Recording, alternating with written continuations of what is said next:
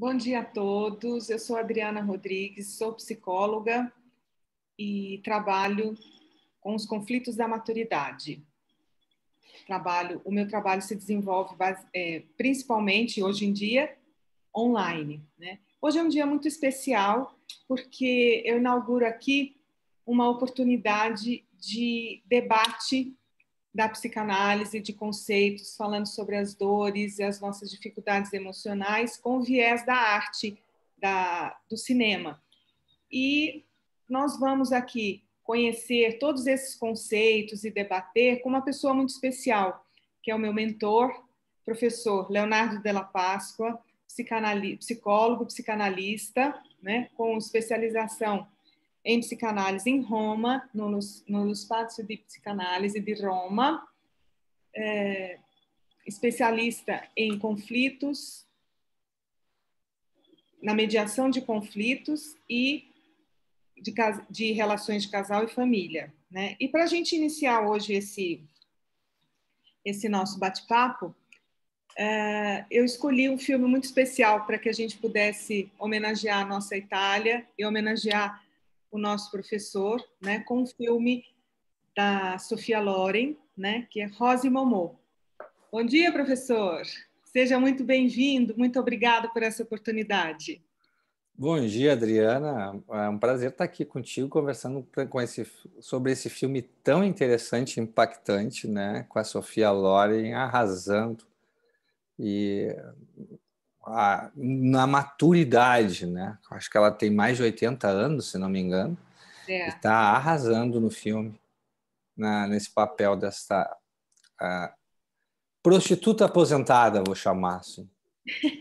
Exatamente. Ela é uma sobrevivente, né, professor, do Holocausto, Sim. E ele é um garotinho muçulmano, e são duas vidas que se cruzam quando eles mais precisam, né? E ali a gente...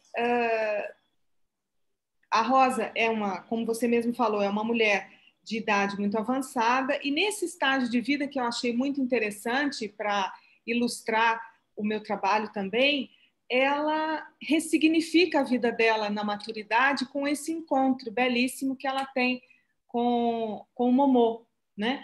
E ela mostra como nós podemos resolver os conflitos da maturidade e termos mais paz nas nossas vidas, né?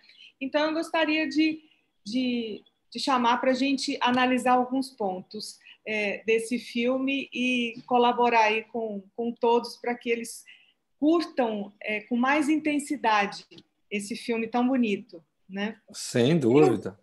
Eu posso Eu vi... começar compartilhando a tela aqui. Ótimo, que E ótimo. vou mostrar, então, para todo mundo a capa desse filme, né? Os dois personagens, esse garoto senegalês de 12 anos, o Momô, que é muçulmano, né?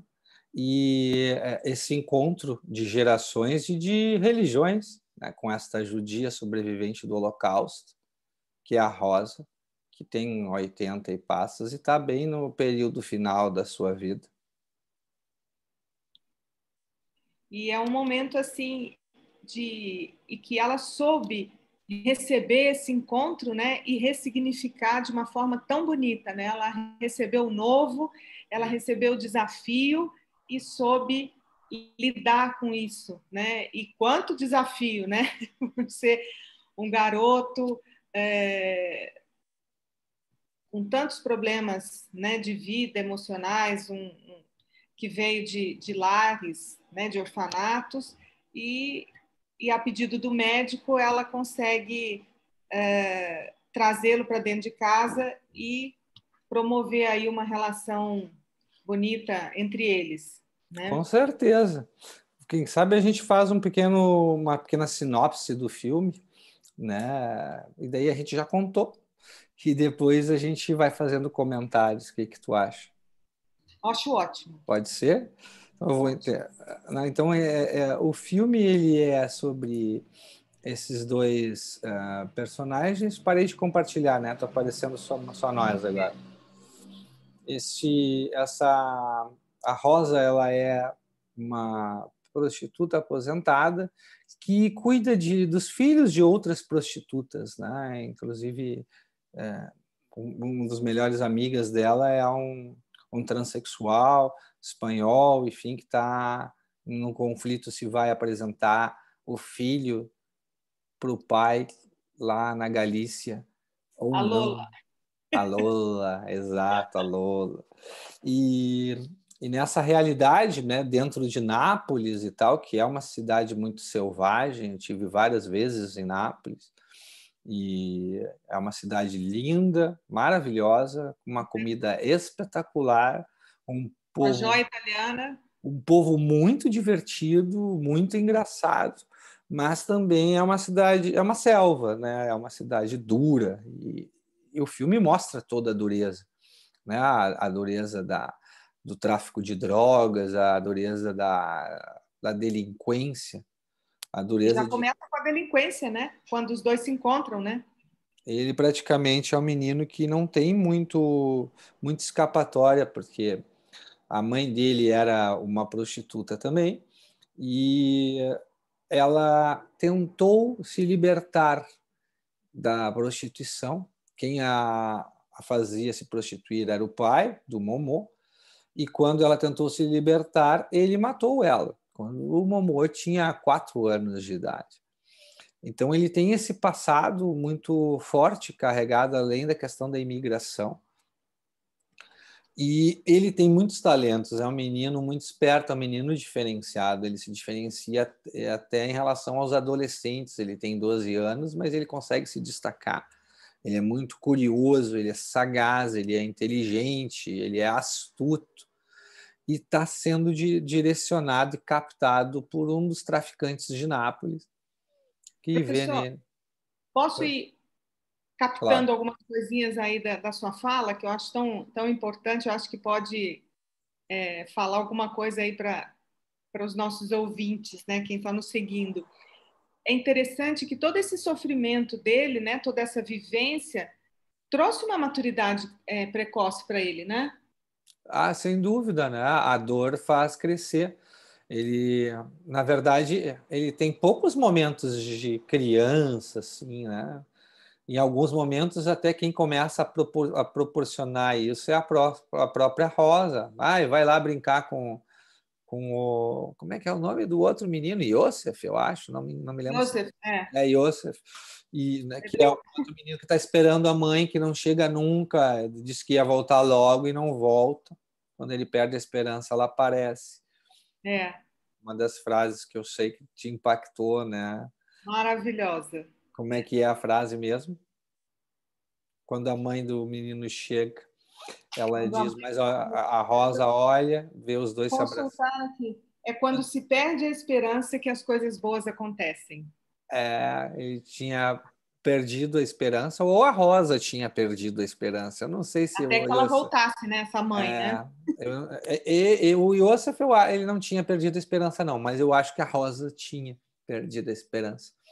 E é uma das cenas emblemáticas, porque naquela cena tem o primeiro contato corporal afetivo dos dois. Aí eles têm uma sinestesia, né? Pele a pele, ele pega a mão dele e coloca nela, porque quando ela diz isso para o Momô, porque o Momô fica super mal, que a mãe do menino chega, né? Ele fica com ciúmes e ele fica com inveja, ele fica com as Exato, duas coisas.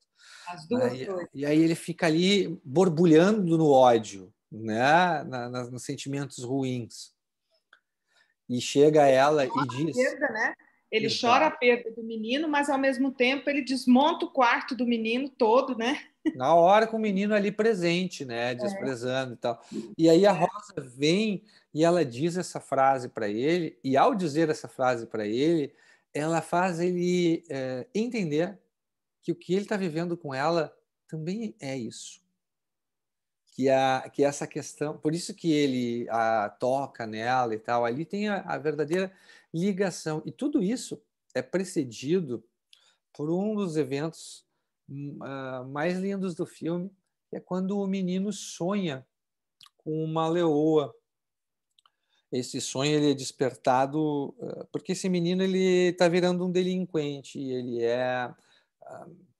o tutor dele é um médico amigo da Rosa, é o médico da Rosa, que também recebe crianças, né, para ajudar e cuidar. Tem um lado humanitário muito grande. O Eduardo Conti, que é o diretor, ele fez um filme para mostrar o lado humanitário do ser humano. É isso que o filme mostra. Então, a gente só vê pessoas que ajudam pessoas. E pessoas de diferentes culturas ajudando pessoas de diferentes culturas. Então, a Rosa ela aceita a contragosto ficar com o Momô, porque o médico não está mais dando conta do menino e está vendo que o menino está indo para a linha da delinquência. E ela diz, tá bom, mas no máximo 2 meses e tal, porque esse guri tem... Mediante um bom pagamento. Combinam lá 750 euros por mês. E, exato, a mesma contragosto, né? E porque ela acha que ele tem algo ruim dentro.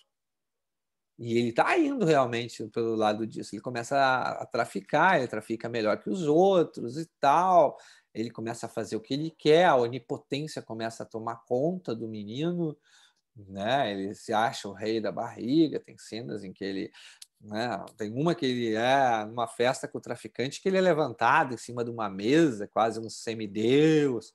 Tem toda essa sedução, né, da Buona Vita napolitana, que o menino está mergulhado. E aí a Rosa,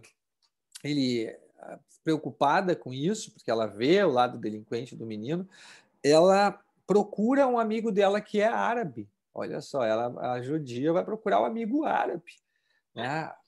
E aí nós temos o árabe, o senegalês e o judeu, a judia, o médico italiano, né? Temos esses 4 na volta do menino, que é uma rede de apoio gigante que o Momô tem, e é a salvação do Momô, essa rede de apoio. E no contato com esse muçulmano, que também não quer, e ninguém quer, né? Ninguém quer, as pessoas aceitam, porque elas são boas, porque elas são pessoas... eu não vou dizer a palavra que vem na minha cabeça porque ela está com conotação ruim, mas são pessoas com índoles boas, né? Pessoas com um bom espírito, com um espírito humanitário. E quando eles começam a interagir, esse personagem, que eu esqueci o nome agora, para tentar se conectar com o menino, ele pega um tapete de um leão, um leão senegalês, e pede para o menino arrumar o tapete, e o menino começa a se dar bem com o tapete. Só que isso produz Ajudá-lo a abordar o tapete que abordar. ele teve que interromper, porque ele teve que trabalhar com outras coisas, né, mais fáceis de vender do que as joias lá da época dele. Ele tem uma espécie de tabacaria e coisa de acessório, quinquilharia, ele vende tudo que é coisa, aquelas coisas bem típicas italianas, que aqui não tem bem umas lojas desse tipo, né, de quinquilharia, daquele jeito que tu chega e não sabe bem o que o cara está vendendo, e ele tem de tudo ali dentro. E aí o menino começa a se envolver com isso e tal, eles começam a conversar, né? Ele está tentando pegar algo que interesse ao Momô para fazer ele buscar uma outra estrada, uma outra jornada para a vida dele, e isso produz um sonho no Momô, que ele sonha com uma leoa, que acorda a casa inteira, inclusive, a leoa está lambendo ele. Queria muito que você voltasse nessa parte tão importante, né, desse sonho, né, que eu achei que teve eles estabelecem aí um vínculo muito importante, né? Ele tá. É interessante que o jeito que o diretor brinca com o sonho, né? Então, o menino está deitado no chão da sala, abraçado num travesseiro, né? E o travesseiro é uma leoa que está em cima dele carinhosamente, lambendo ele numa experiência de amor gigante, né? Que está se abrindo para ele. E esse sonho. Porque o que o sonho traz de legal, Adriano? O sonho traz para o humano o mundo das representações. Uhum. Né? E com o mundo das representações, a gente tem a possibilidade de escapar do acting out, da ação que nos leva só para descarga. E antes disso, ele estava tendo esse tipo de solução para as coisas dele. Ele estava indo só para a ação. Ah, chi se ne fotte, faccio quello che cazzo mi pare, né? Eu faço o que eu quero, não interessa nada, eu sou o garanhão, estou virando o grande boss, o grande traficante, sou amigo do patrão, né? E aí começava com esse tipo de conduta que não tem uma reflexão, que não tem empatia, que não tem conexão. É uma experiência mais narcísica, né? A própria de quem sofreu muito. E o mundo das Exato. representações nos possibilita imaginar mundos, sonhar mundos. E quando ele começa a sonhar, ele abre um espaço de ligação com a Rosa. E aí ele se interessa pelo mundo da Rosa. E logo em seguida que eles voltam e tal, desse sonho, acho que quando eles estão voltando O médico, desse... porque a Rosa leva ele ao médico, né? Ela se preocupa tanto com o tamanho delírio de alegria dele, né? Que para a casa, né? As outras crianças ficam todo mundo olhando ali, ele sonhando daquele jeito e gritando de uma Acham forma que ele está tão drogado, né? Acho que ele está se drogando, parecia que ele né? estava drogado, Ele né? tinha tomado alguma heroína da vida, alguma coisa assim, que Nápoles tem a Exato. praga da cocaína e da heroína, né? A heroína é uma coisa que não é muito da realidade brasileira e lá na Itália pega forte esta droga, né? Ela dizima vidas e famílias e tudo mais.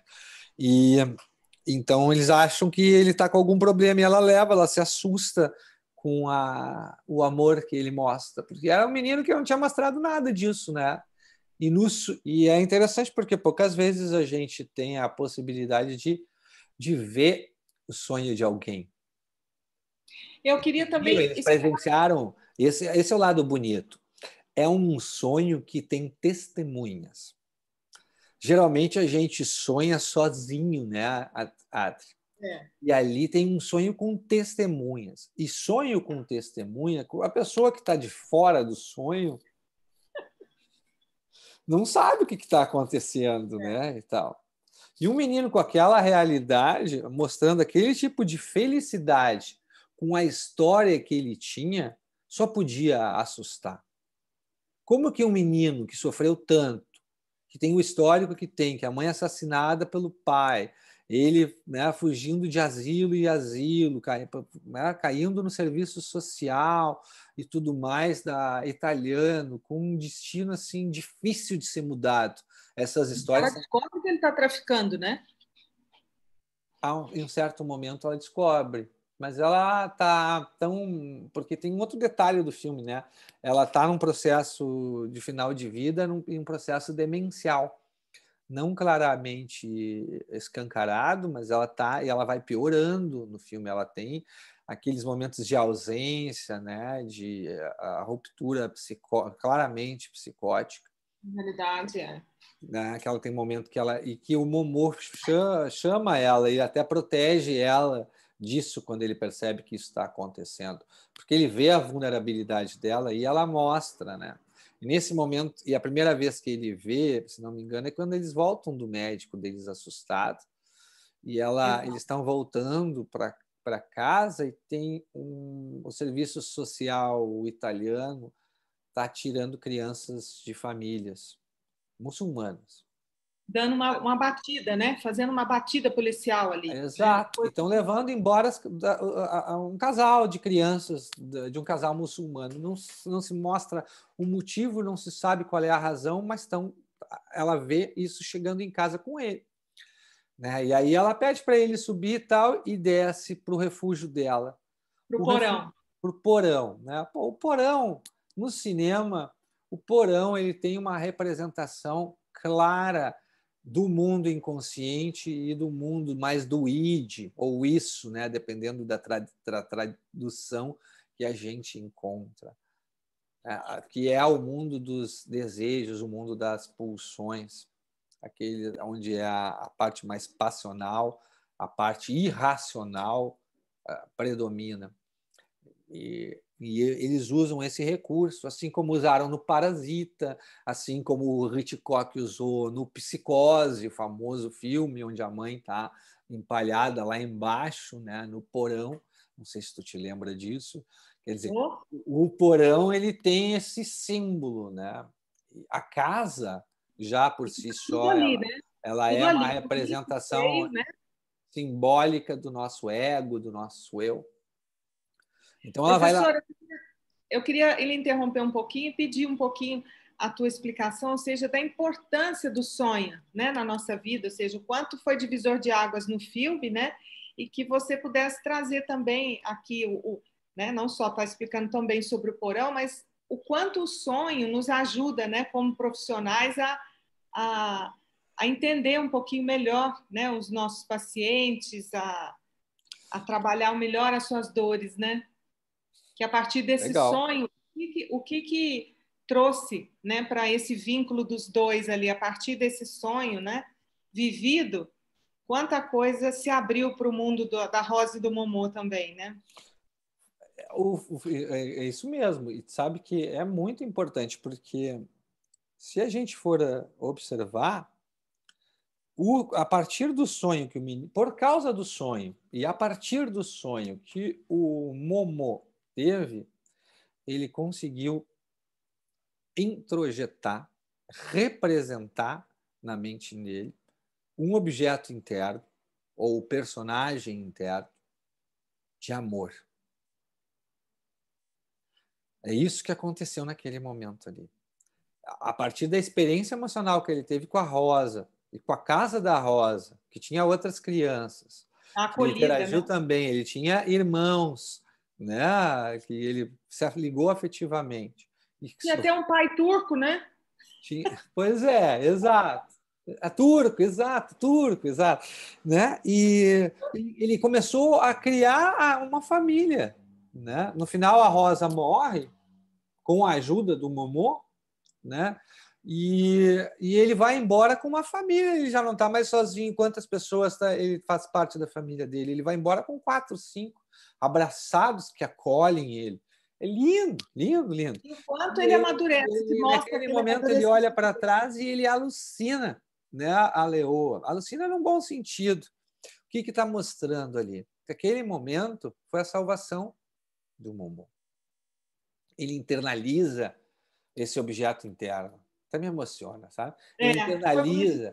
Ele internaliza o objeto interno de amor, né? E isso salva ele do outro destino.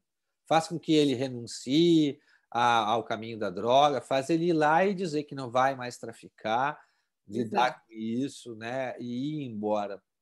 E se não tivesse isso no sonho, onde é que ia estar o mundo da representação? Se a gente não tem, é assim, porque, Adri, é fato, todos nós vamos perder os nossos entes queridos, todos nós, né? Nós vamos perder, vou perder minha mãe, meu pai, né? Isso faz parte da vida.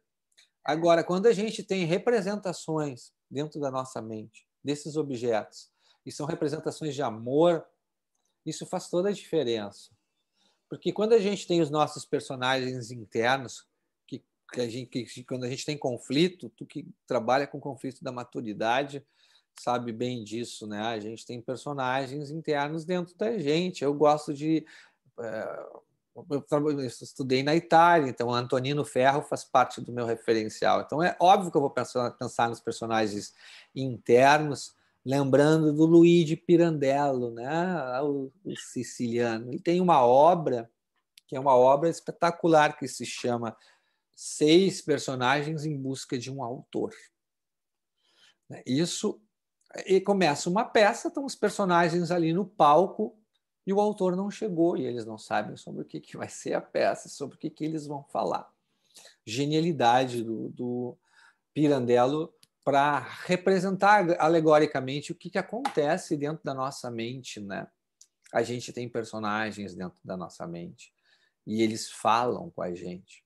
Não é só no Pica-Pau que a gente assistia na nossa infância, que tinha o anjinho e o diabinho dizendo para o Pica-Pau fazer coisas em conflito e ele tinha que decidir, né? Nós também temos isso.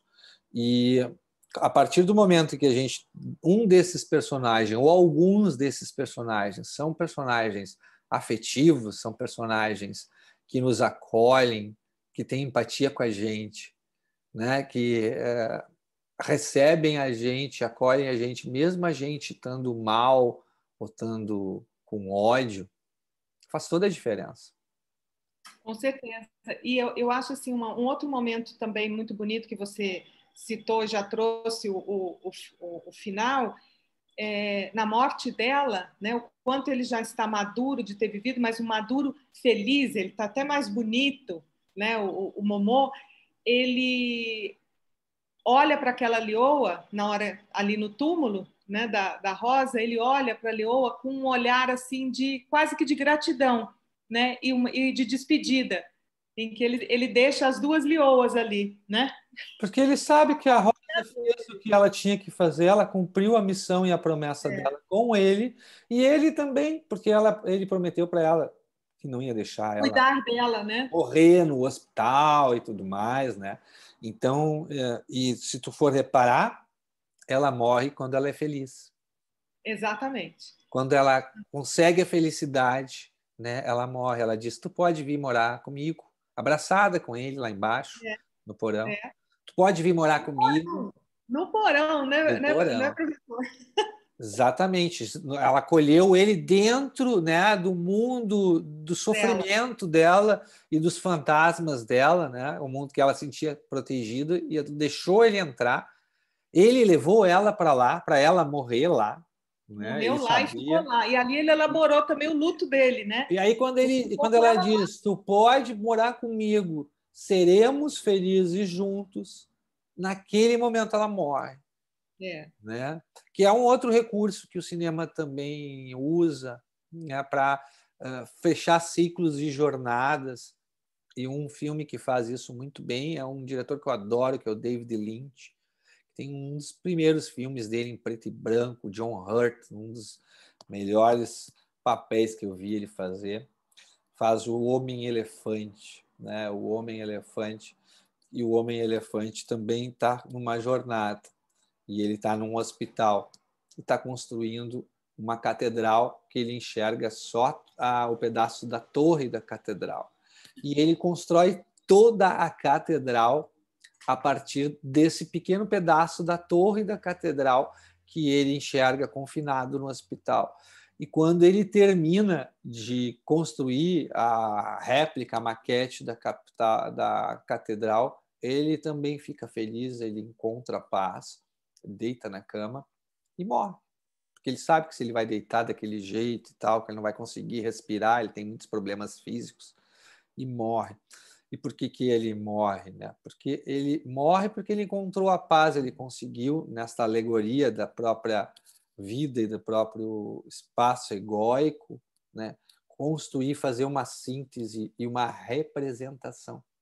A representação nos salva, sabe, Adri? Esse é a beleza do mundo dos sonhos. Porque a partir do momento que o Momô sonhou, ele pode criar, ele pode acessar a criatividade. O que ele faz? Ele começa a sentar com a Rosa e ele começa a desenhar.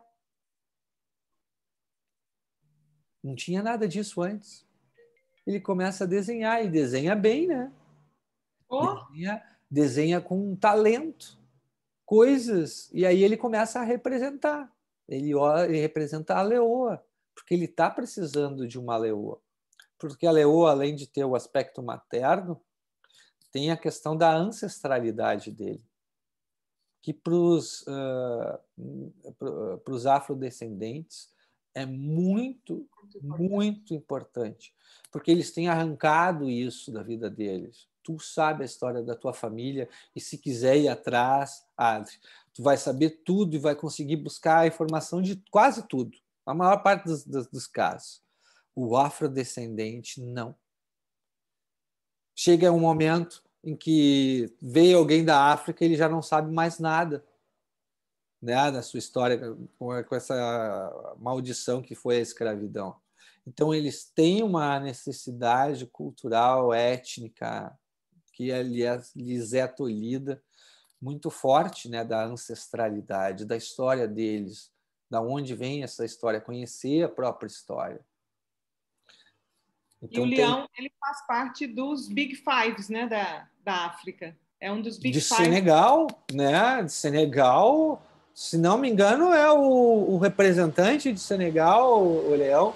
Aonde eu ia na Itália, tinha senegalês, tinha aquela bandeira com as cores do Senegal e o leão deitado naquela sua pose quase esfinge, né? Descansando, porque o leão o leão praticamente não faz nada, né? O leão é aquele ser que está ali tranquilo, bocejando, dormindo o dia inteiro, e ele só intervém quando precisa, quando quem faz o serviço mesmo, as leoas, que estão cinco, seis juntas e tal, são elas que caçam, elas que matam, elas que cuidam das crianças, tá? E o leão está lá o dia inteiro só. Está lá só no guardião, fazendo papel de guardião. De vez em quando vem os filhos dele para cima e tal, ele brinca um pouco, meio preguiçoso e tal, mas quando precisa ele vai, né? E principalmente com as hienas ou com outros leões que estão querendo lhe roubar o harém, aí ele tem que entrar em ação necessariamente.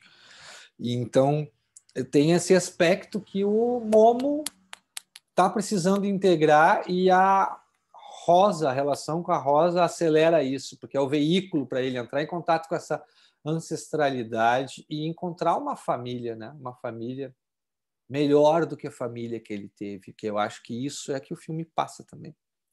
Com certeza. Mesmo que a mãe tivesse viva e tal, ele criou uma família que tem uma rede, e o que a gente mais precisa na vida é rede, né?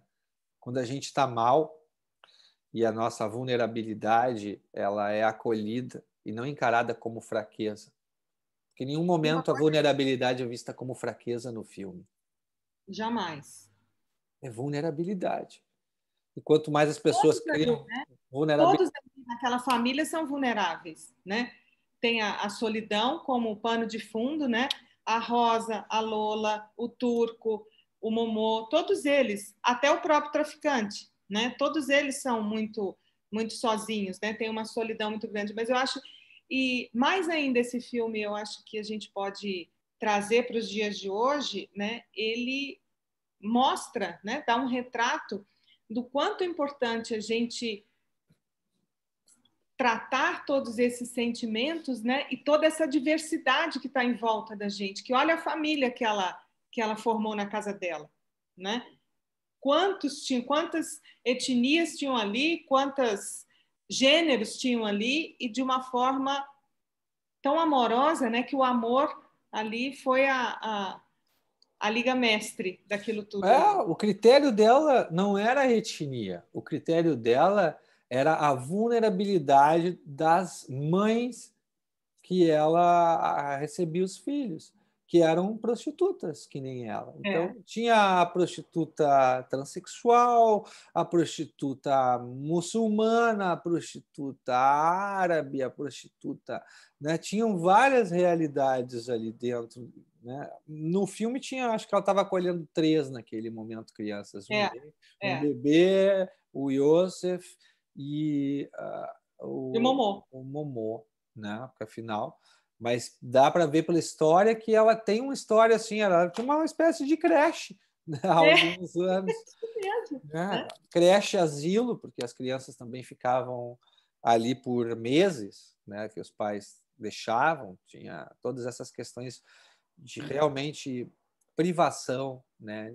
E onde a gente precisa de substitutos maternos, que daí não é traumática a situação. Se as crianças são deixadas em um ambiente onde tem uma substituta materna suficientemente boa, como dizia o nosso amigo Winnicott, né?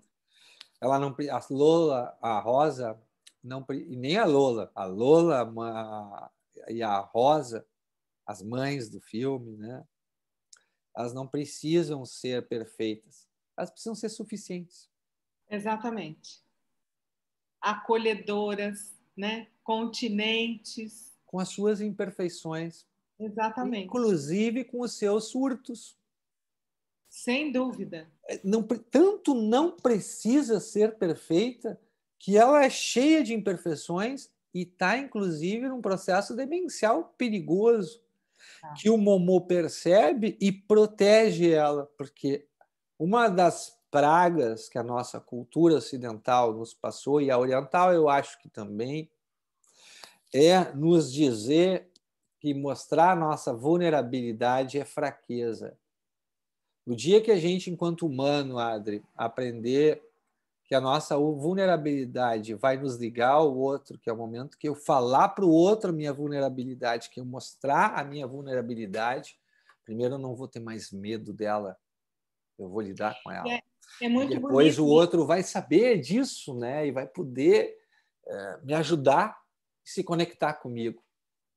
É muito bonito isso que você está falando, muito emocionante, porque a gente vê isso como conflito da maturidade, né? Em que a gente tem os pais, né? Que às vezes já estão conosco e já estão nesse momento, né? Em que a Lola está vivendo, né? De demencial, e muitas vezes o conflito fica muito grande porque você não entende, você não imagina como assim que meus pais estão, né? Mas uma criança como o Momô, ele quase que entra dentro daquele conflito, né? E faz aquele vínculo tão bonito através do amor, do estar disponível ali para acolher, e tudo se ressignifica, né? Então, que é Em possível nenhum isso. momento ele encara esse cuidado como um calvário, como algumas famílias encaram, né? Ele, em Exatamente. nenhum momento ele recebe tanto, ele recebeu tanto naquele um mês, né? Que para ele é difícil. Ele pede ajuda dela, inclusive, ele diz, da sola non ce la faccio, ele diz para ela, né, no hospital, quando ele vai lá pegar ela para levar ela de volta para o bunker, né? E professor, aquela cena, né, exatamente isso que você está falando, ele fala que da sola non ce la faccio, para ela esperar um pouquinho, e aí ele vai e busca uma cadeira de rodas e vai lá e rapta ela do hospital e leva embora, né? os Por todos aqueles... carabineiros vão até a casa e tal, procurar, e ela está lá no bunker e eles não vão procurar lá, né? Como que aquilo mostra exatamente, né? Eu achei que o autor foi brilhante nisso, em que através daquela corrida dele, né? Na cadeira de rodas com ela, ele empurrando aquele menino magrinho daquele jeito, empurrando aquela senhora na cadeira de roda pelas ruas de Nápoles, ele consegue chegar em casa, né? Ele consegue salvá-la como eles haviam combinado, né? É muito bem. Isso mostra todos os conflitos que a gente vive de lidar com, né? Com a Sem finitude, dúvida. com o envelhecimento, né? E ele demonstra de uma forma tão bonita, né? E ele consegue chegar no porão deles, no bunker deles, né? No refúgio deles. E É, ali promove aquele exato. alinhamento. E é uma coisa assim, porque muitas pessoas adoecem cuidando de pessoa que está doente, né? Muitas pessoas adoecem. Na Itália, eu trabalhei em cooperativa social, trabalhei muito com a terceira idade, estudei, fiz grupos de estudo com uma psicanalista especialista no assunto e tal, porque é um público que eu gosto muito de atender e porque precisa muito de ajuda, né? E vi muita gente realmente ficar mal durante os anos quando tem algum familiar doente, cuidar de um familiar doente, às vezes adoece a família inteira, né? Um filho psicótico pode deixar toda a família doente, geralmente deixa. Sem Um dúvida. familiar com uma demência pode também fazer Reverbera. as ressonâncias e as consequências, né, emocionais, elas são grandes e devastadoras, até porque o que acontece com alguém que tem Alzheimer, por exemplo, não sei, tu deve ter experiência também com isso, né, de já ter ou trabalhado ou convivido ou visto. As duas coisas, trabalhando e convivendo, porque sou uma Pois é. cuidadora familiar também. Pois é, então, né, Adri, então é uma coisa difícil, né, porque a pessoa muda muito, e dependendo no grau que a demência tá, chega num momento em que não tem mais contato mesmo, daí tá a pessoa ali, mas ó, mas é um corpo daquela pessoa que foi um dia e tal, né, depois de um certo estágio, depois de uma certa fase da doença, não tem mais volta. Então, tá ali, né? Ela não interage, ela não fala mais, ela tem aqueles movimentos repetitivos, né? É a doença que está ali, não é a pessoa É a mais. doença que está ali, né? E tal. Até o ponto que ela chega a ficar só na cama e tal. Então, é muito duro mesmo, muito duro. E se não tem rede, e mesmo com rede já é difícil, né? Porque na Itália tem uma rede de assistência enorme, assim, ó.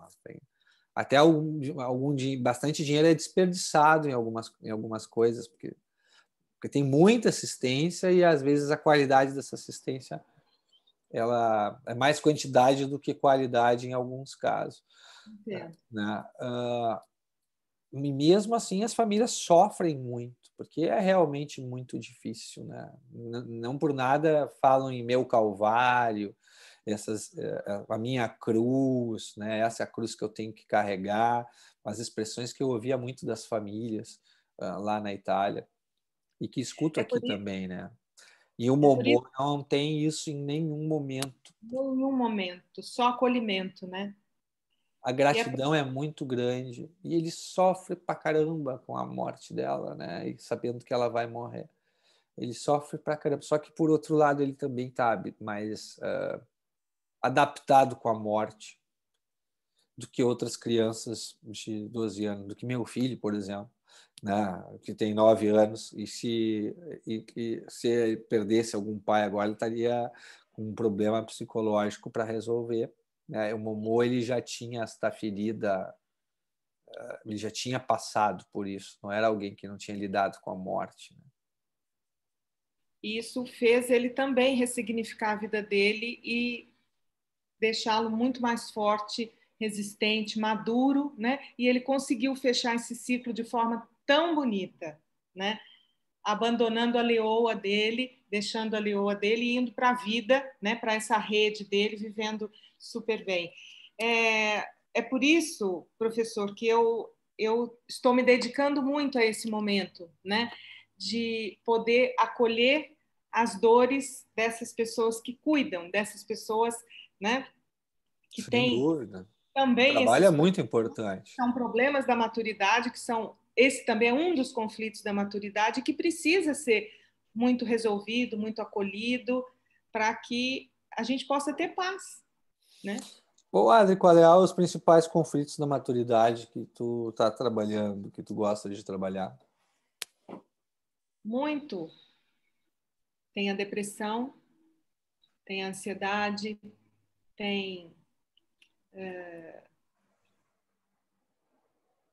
esse convívio, né, com o envelhecimento, que é muito difícil, o envelhecimento do parental, né, o da família, que é muito Né? difícil, o relacionamento, né, dentro de casa, né, com a vida que nós estamos vivendo hoje, né, dessa pandemia, a fragilidade do trabalho, quantas coisas trazem isso para a nossa vida, só essa simples fragilidade do trabalho, quanta coisa impacta, né, numa dificuldade de ter uma saúde melhor, de ter uma busca por momentos mais felizes, mais de interação com amigos e tal. Então, toda essa dificuldade que nós estamos vivendo, né, que muita gente traduz como eu estou muito angustiado, estou muito ansioso, mas é possível a gente separar tudo isso e ver quanta coisa a gente pode resolver, né,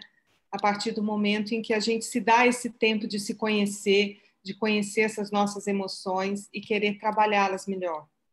É porque a ansiedade, a depressão, essas coisas, elas se dão nas relações, geralmente, né? Exato. E eu os conflitos, eu como mediador de conflitos, também sou supervisor, né, instrutor e tal, já instruí alguns bons mediadores aqui do Rio Grande do Sul, e vejo muito, né, que os conflitos da maturidade, ele pode estar na relação com os irmãos, que às vezes envolve herança, patrimônio, e ódios, e ressentimentos, né, e invejas e conflitos que vêm de anos e anos, que não estão necessariamente relacionados à questão material.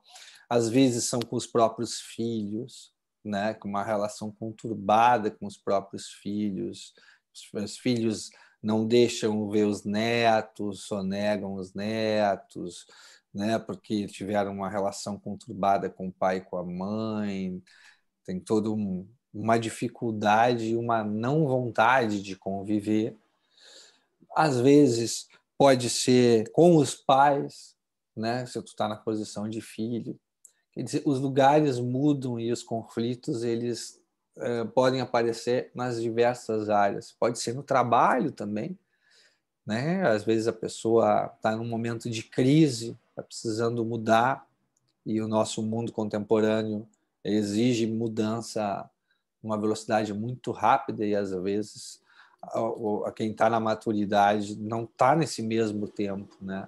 Está ainda no tempo do analógico e não no tempo do digital, e isso gera uma série de conflitos. Não tem nada de certo ou errado, mas são as coisas que acontecem, né? Então tem toda essa gama, essa realidade aí para trabalhar, e que bom que tem profissionais que nem tu, que nem eu, que gosta desse público. Nem Exato. todo mundo gosta de atender esse público, né? E Eu muito gosto. das relações familiares é assim, vê-se que, né, os pais estão envelhecendo, estão chegando com determinadas doenças e o afastamento, né? Exato. De lidar. Então, por isso que é isso mesmo, eu também gosto muito. Eu acho que a gente tem muito que resgatar e tornar isso de uma forma mais pacificadora e trazer um pouco mais de paz, né? E também tem Professor, muita coisa assim, nem todos os colegas gostam de atender esse público, né? Boa parte não gosta. E também não tem nada de certo ou errado. Mas uma das coisas que eu vejo que o pessoal não gosta é porque eles, na verdade, como a técnica é diferente, né? Tu sabe bem que é diferente de atender uma pessoa com 55, 60, 70, 80 anos, quiçá 90, do que atender alguém com 30, 40. A técnica é diferente, né? A técnica psicanalítica ela é diferente, o enquadre ele é diferente. O paciente mesmo exige isso, né? O tipo de paciente exige isso. Não é uma questão só teórica e tal. É na prática mesmo. Quando a gente vai trabalhar, é assim que se dá. E muita gente não sabe como trabalhar, né? Porque o primeiro a fazer isso foi o Abraham, Karl Abraham na psicanálise. Foi o primeiro, e com o aval do Freud, apesar do Freud discordar, né? O Freud achava que depois dos 41 anos já estava muito velho da psicanálise, tá? Porque a força da transferência e tal, e da repetição, da compulsão à repetição, inviabilizaria o trabalho analítico mais profundo, achava o Freud. Mas o Abraham começou a estudar tanto os pacientes de terceira idade como os psicóticos, que o Freud também achava que a psicanálise não tinha efeito, não era adequada. E realmente a psicanálise do Freud não é adequada para psicóticos, precisa de variações técnicas, senão não dá, porque a psicanálise do Freud é para neuróticos, né? E aí, depois vieram outras pessoas, a Peter King, a Júlia Kristeva, né, que mostram as variações da técnica, o quanto, né, às vezes a gente tem que ser diretivo, usar sugestão, né, o quanto tem que fazer flexibilizações com o set. É outra maneira de trabalhar. É outra forma de trabalhar. Com outros resultados também. Às vezes a gente tem que ir até onde está o paciente, aonde está a pessoa. Tem muitas situações em que o tratamento exige que a gente saia das quatro paredes do consultório. E quem trabalha com isso, é importante que consiga fazer isso com naturalidade, sem entrar em crise, porque tem que sair das quatro paredes do consultório. Muitos profissionais entram em crise por causa disso, né? Eu, felizmente, comecei a minha vida profissional na Itália e as minhas especializações também. E lá o modelo para fora dos muros do consultório já está muito introjetado. Então, a visão de clínica ampliada, para trabalhar com um público mais maduro, é bom ter a visão de clínica ampliada. Se a pessoa vai parar num hospital, o que tu vai fazer? Tu não vai no hospital atender a pessoa? Com Quantos certeza. pacientes eu fui atender no hospital? E acompanhei até o final de vida, porque às vezes eles morrem. É lógico. Né? E aí você não vai... Se isso é um problema para você, aí talvez seja questão de realmente esse tipo de trabalho não seja indicado. Mas se a questão técnica é um problema, então estude e mude a técnica, né? É verdade. Simples assim.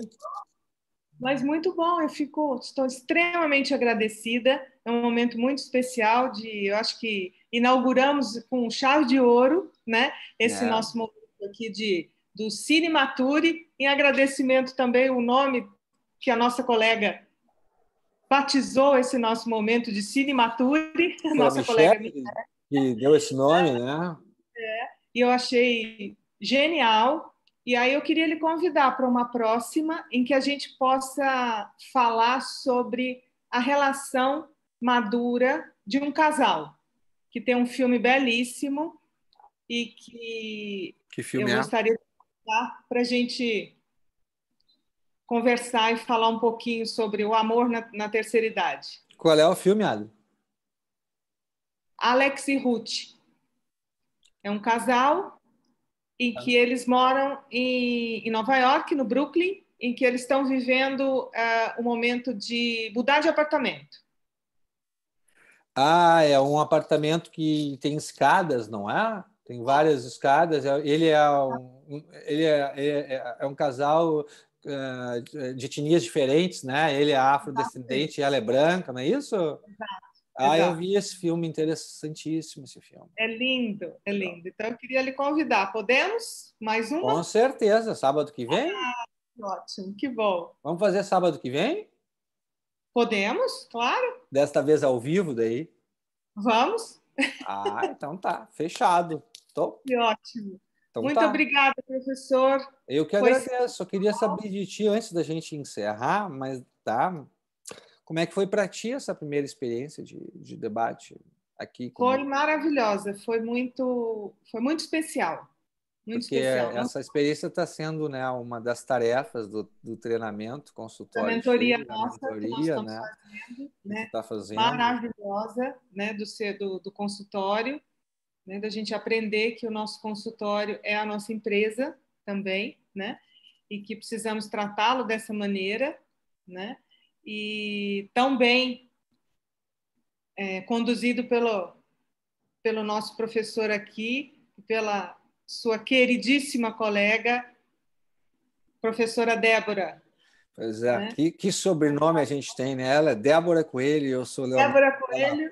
É o Coelho de la Páscoa, né? Coelho de la Páscoa. Sensacional essa dupla gaúcha, né? Muito querida. Muito obrigada. Que bom, perdeu o medo então agora, né? Viu que não tem nada demais, que a gente chega e bate um papo, né, Adri? E acho assim que para mim é um prazer muito grande estar com vocês. E eu queria te convidar então para a semana que vem, se tu topar. Tu quer tu me entrevistar ou a gente inverte e eu te entrevisto sobre o filme? Vamos ver, professor. Vamos trabalhar durante a semana esse assunto.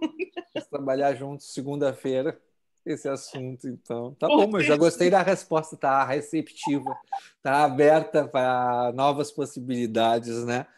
Que nem o Momô. seguindo Exato. essa linha do amor, né, dos vínculos afetivos e do mundo das representações, né, Adri, que os sonhos nos proporcionam, porque o sonho é uma Ferrari para a gente chegar no inconsciente dos nossos pacientes e da nossa própria vida também. Se tu quer saber como é que tu tá mentalmente, como é que tá a tua vida emocional, como é que tá a tua mente naquele momento, olha para os teus sonhos. É como se tu fizesse uma tomografia computadorizada da mente, não do cérebro, da mente, daquilo do subjetivo, né? É o único método assim consistente e íntegro que a gente tem de rapidamente acessar em profundidade a mente da pessoa, porque ele tem imagens condensadas, tem símbolos e tem história e associações e o mundo das representações, né? Então, que bom que tu tá junto com a gente nessa. O pessoal da maturidade vai ganhar muito contigo trazendo conteúdo sobre os sonhos, porque, né, quanto mais a gente fizer esse pessoal da maturidade olhar para os próprios sonhos, a gente vai ajudar eles a ressignificar o conflito que eles estão passando. E eles vão conseguir enxergar mais propósito na vida deles através da análise dos sonhos, porque os sonhos deles vão dar o caminho. Os nossos sonhos indicam o caminho. Assim como o Momô teve um sonho que indicou para ele, né, o caminho que ele tinha que seguir. Que se ele segue para a linha do amor, ele não precisa ir para a onipotência, para a arrogância, né, para o narcisismo e para o mundo das drogas, para o mundo da gratificação imediata e do prazer imediato, que traz tantas consequências para as pessoas, né? É isso mesmo. Até discursei nesse final, me empolguei e fiz um discurso no final. Muito bom, muito bom. Então tá, Muito querido. obrigada, Eu vou fazer o seguinte, eu vou durante ou entre hoje, amanhã, até a segunda-feira, vou ver o vídeo, editar, vou colocar ele no ar, eu vou botar em forma de live aí e depois eu vou também cortar as cenas e começar a botar os Nutelinha no ar, tá? Tá ótimo. Valeu, um abraço, obrigado pelo convite. Agora já perdeu o medo da estreia, já estreou. Muito bom. Muito bom. Bom fim de semana. Para ti E também, um até abraço. sábado que vem. Até sábado que vem, tá? Bom final de semana em família aí. Tchau, tchau. Obrigada.